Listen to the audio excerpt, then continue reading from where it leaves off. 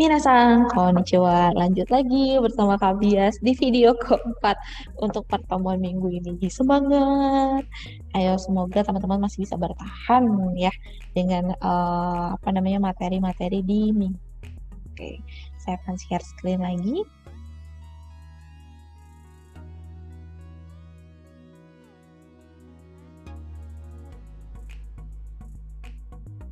Oke, kita akan masih lanjut membahas mengenai teori komunikasi bangsa.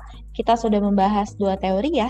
Kita sudah bahas hyperdeterminism theory, kita sudah bahas cultivation theory. Kita akan lanjut ke 3 teori berikutnya, yaitu spiral of silence, technological determinism theory, dan juga uses and gratification theory. Oke, mari kita ke teori ketiga. Oke. Teori ketiga yaitu spiral of silence. Teori ini lumayan terkenal dan lumayan sering dibahas dalam penelitian-penelitian. Nanti mungkin di mata kuliah teori komunikasi kalian juga akan ketemu dengan teori. Nah, awalnya teori ini muncul karena yang namanya kita paham bahwa setiap individu pasti punya pandangan yang berbeda dengan pandangan dominan yang ditampilkan di media. Nah, media juga kemudian individu-individu yang punya pandangan berbeda ini dengan apa yang ada di TV, mereka simpan pandangan mereka karena takut ditolak atau takut diasingkan dari masyarakat. Jadi misalnya aja, ada sebuah kebijakan yang dikeluarkan oleh pemerintah dan kemudian media menyetujui kebijakan tersebut, mendukung kebijakan tersebut. Kemudian media selalu menampilkan atau memberitakan bahwa ini kebijakan yang baik, kebijakan yang positif, dan kemudian banyak orang yang terpengaruh. Nah, saya sebagai seorang individu yang ternyata saya nggak setuju dengan kebijakan ini sebenarnya, tapi kok semua orang setuju ya? Kok semua orang ketika membahas apa yang ditampilkan oleh di media, mereka paham ya, kok mereka merasa bahwa oh ini kebijakan yang baik ya, padahal menurut saya enggak. Tapi kalau saya ngomong, nanti saya ditolak, atau nanti saya malah nggak ditemenin lagi nih sama teman saya karena saya tidak mendukung kebijakan ini. Oke. Nah, akhirnya apa? Ujung-ujungnya kita tidak mengeluarkan pendapat kita. Akhirnya kita semakin diam justru. Nah, di tahun 84, Elizabeth Noel Newman ini dia bilang bahwa media massa menyebarkan dan membuat masyarakat untuk tetap diam kalau kita punya pandangan yang berbeda dengan pandangan publik. Jadi ketika pandangan publik itu sudah terbentuk, sudah ada dominasi di sana, lalu didukung juga oleh media, semakin didukung oleh media, kita makin lama makin takut untuk mengeluarkan pandangan kita yang berbeda dengan apa yang ada di masyarakat. Nah, ini gambarannya ya dari spiral of silence ini atau spiral keheningan. Jadi ketika ada sebuah informasi gitu ya yang beredar di masyarakat, terus ada opini yang sangat dominan diekspresikan oleh media, kemudian ada support dari masyarakat juga ya kan, lama-lama orang yang karena ini dominan, ini juga dominan gitu ya, akhirnya lama-lama orang-orang yang tidak bisa, misalnya gini, saya ulang lagi ya, ini ada opini yang diekspresikan secara dominan oleh media, kemudian ada yang tidak mendukung, ada devian kan, dia tidak pandangannya dia atau opini dia tidak sesuai. Tapi karena masyarakat itu sudah mendukung apa yang disampaikan oleh media, akhirnya lama-lama deviant opinion ini lama-lama makin mengecil sampai akhirnya tidak ada suara lagi.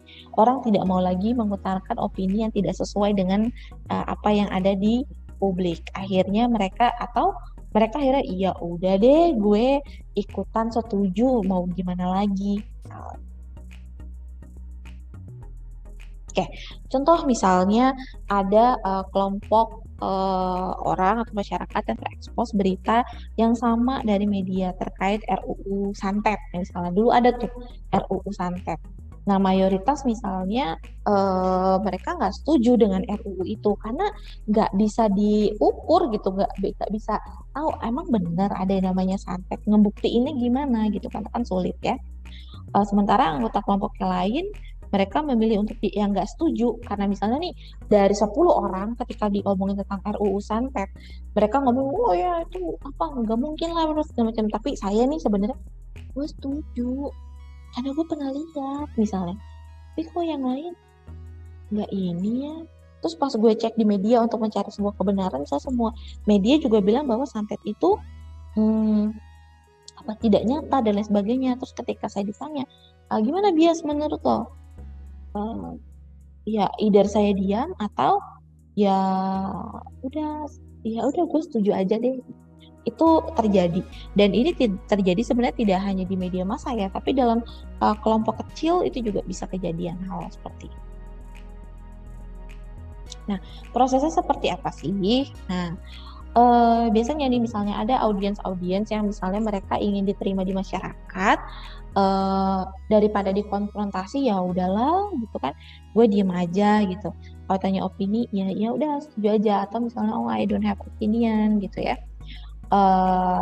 Karena jurnalis juga misalnya karena tuntutan profesi mereka harus menyajikan berita tertentu sehingga masyarakat kemudian nggak berani untuk berpendapat karena wartawan aja semua nulisnya kayak gini, berarti itu yang benar kali ya udahlah ya gue nggak mau berpendapat, udahlah gue diem aja. Tapi meskipun gitu teori ini punya banyak kritik juga. Kenapa? Karena setiap individu itu tidak sama. Kita harus mempertimbangkan jenis kelaminnya, status sosial ekonomi mereka, latar belakang budaya dan lain sebagainya. Misalnya kalau misal perempuan dan laki-laki, mungkin sekarang kita lebih equal ya, lebih seimbang. Tapi kalau dulu laki-laki itu lebih berani untuk mengungkapkan pendapat dibandingkan perempuan dulu. Kalau sekarang banyak perempuan yang sudah jauh lebih berani. Terus misalnya orang yang status ekonominya tinggi, pendidikannya tinggi, itu mereka juga biasanya lebih berani mengutarakan pendapat. Latar belakang budaya, kalau misalnya dia budayanya itu memang sangat liberal, sangat mendukung opini, itu juga mungkin akan berbeda dengan budaya-budaya yang kolektif. Kekuatannya apa sih? Teori ini punya kekuatan nggak sih? Ya, dia bisa diaplikasikan dalam level mikro dan makro. Tadi yang saya bilang, di level kelompok kecil aja, teori ini bisa diaplikasikan. Apalagi di levelnya makro ya, besar ya, dalam satu provinsi, negara, dan lain sebagainya. Teori ini juga dinamis, bisa digunakan untuk kasus apapun, pemberitaan seperti apapun. Kemudian teori ini juga bisa menjelaskan perubahan opini publik, terutama dalam masa kampanye. Misalnya ketika saya sukanya sama si B, tapi orang-orang semuanya milih A ya, gitu kan? Ya media juga mendukung A ya udah deh. Kalau ditanya, gue juga milih A deh, atau misalnya gue nggak berani deh ngungkapin bahwa gue milih B, nanti gue dikucilkan oleh orang-orang sekitar gue misalnya. Oke. Kemudian kita juga teori ini bisa memunculkan isu terkait media yang bisa diteliti lebih lanjut. Oh ternyata ya media bisa-bisanya membungkam opini masyarakat. Ada apa di balik itu? Apa yang dilakukan oleh media? Kata-kata apa yang mereka gunakan? Informasi apa yang disebarkan? Bagaimana cara penyajiannya? Itu nanti bisa diteliti. Kelemahannya apa? Ya tadi dia hanya menekankan pada perilaku sebagian audiens, tidak bisa disamaratakan. Terus tidak mengemukakan perilaku audiens lain yang mungkin beda. Tadi ya, karena tiap individu itu pasti beda-beda. Tidak melihat faktor, tidak melihat peranan masyarakat juga gitu dalam membentuk sebuah perilaku diam dari masyarakat. Bisa jadi bahwa perilaku diamnya ini memang sudah terbentuk dari kecil, bahwa dalam sebuah masyarakat itu misalnya sudah dibentuk bahwa lo nggak boleh menyampaikan opini. Kamu ya lama-lama ketika dia besar dia semakin tidak berani. Jadi ada faktor-faktor lain yang menyebabkan bahwa orang itu memilih untuk diam, tidak hanya media. Oke, semoga teman-teman udah paham ya teori yang spiral of silence itu. Seperti biasa, kalau misalnya belum paham, bisa tanya di forum atau tanya di kolom komentar. Atau mau langsung WhatsApp ke saya juga boleh. Oke, teori berikutnya yaitu technological determinism theory atau teori determinisme teknologi. Determinisme teknologi menyatakan bahwa teknologi media itu bisa membentuk perilaku individu loh dalam berpikir, merasakan, bertindak, dan bagaimana masyarakat berkembang dari satu era ke era berikutnya. Jadi teori ini bilang bahwa ketika teknologi medianya berubah, masyarakatnya juga berubah. Aduh, saya jadi petak-petak nih. Nah, contoh misalnya sekarang medianya itu tadinya bentuknya koran atau cetak gitu ya, TV, itu sekarang online. Teknologinya berubah kan. Nah, cara kita mendapatkan informasi juga berubah. Dulu kita kalau mau dapetin informasi kita beli koran, kita beli majalah. Kemudian atau kita nonton TV. Sekarang kita kalau mau mendapatkan informasi kita tinggal pakai gadget. Perilaku kita berubah. Kemudian misalnya kita dulu kalau mau dapat hiburan ya udah TV, tapi sekarang kita tidak terpaku pada TV stasiun TV karena banyak channel-channel lainnya. Itu kita mau dapat informasi, mau dapat hiburan nggak hanya dari TV doang, tapi sekarang sudah berubah. Kita yang tadinya misalnya belum ada handphone, kita masih punya telepon doang. Kalau lebaran nih, karena bentar lagi lebaran ya, mau ngucapin selamat Idul Fitri, mau ngucapin maaf-maafan, kita harus ketemu sama mereka, kita harus telepon, kita harus kirim kartu lebaran misalnya. Tapi sekarang karena sudah ada teknologi yang canggih, video call aja cukup, tulis aja status di Facebook, udahlah itu cukup gitu. Selamat Idul Fitri ya guys, maafin gue, udah selesai. Ada yang berubah nggak di situ? Berubah, perilaku kita berubah. Yang tadinya kita samperin orangnya satu-satu, apalagi kalau misalnya kita termasuk angkatan yang lebih muda gitu kan ya, kita harus nyamperin orang yang lebih tua, kita datang ke rumah mereka. Sekarang udahlah telepon aja, udahlah video call aja, udahlah tulis aja status di WhatsApp, kirim aja broadcast di WhatsApp, udah selesai. Perilaku kita berubah karena teknologi komunikasinya berubah. Oke, kemudian teori yang terakhir yang akan kita pelajari minggu ini adalah uses and gratification theory atau teori kepuasan dan penggunaan. Ya. Penggunaan dan kepuasan. Ya. Teori ini mengasumsikan bahwa setiap individu kita akan memilih media mana sih yang memberikan nilai tertentu atau memberikan kepuasan kepada kita masing-masing. Sekarang contohnya gini, hiburan banyak, atau misalnya channel YouTube banyak, YouTubernya juga banyak, tapi kita punya pilihan sendiri, mana sih yang kita suka. Misalnya saya kalau nonton tentang traveling, saya sukanya nonton channelnya ini. Kenapa? Karena menurut saya dia memberikan apa yang nggak ada di channel lain, misalnya seperti itu. Maka saya mendapatkan kepuasan dari channel yang ini. Atau misalnya saya kalau beli koran saya maunya Kompas misalnya, saya nggak mau yang lain. Kenapa? Karena menurut saya Kompas itu lebih lengkap, lebih netral, lebih objektif dan lain sebagainya, misal seperti itu. Nah, contoh misalnya, ini contoh sederhana juga ya, ketika kita memang membutuhkan informasi tentang ramalan cuaca, kita akan nonton. Tapi kalau saya nggak butuh, saya nggak akan nonton.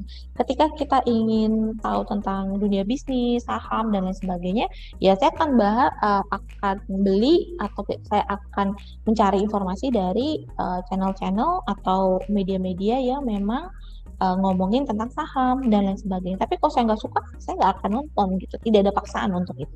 Bahwa kita sebagai individu kita punya kemampuan untuk memilih.